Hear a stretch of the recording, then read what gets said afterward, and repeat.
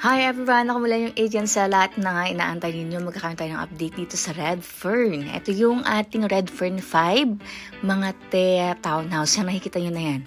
Thea po yan. And yung nasa right side naman, hindi na masyadong nakuhanan. Yun yan, sa gilid ng tank. Yun naman po yung Red Fern 6. Konting antay na lang kasi patapos na yung likod. And eto naman yung Red Fern 7. Dito merong mga available ngayon na naka-promo na pwedeng 30 months to pay yung down payment. Kaya medyo mas magaan yung down payment ninyo. Pwede siyang ipag-ibig or bank. Nasa 13,000 lang monthly. Pa-schedule na kayong tripping. And ayan na nga. Puntahan din natin yung Red Fern 9. Ito po yung Red Fern 9 nasa right side. Pinapatag siya.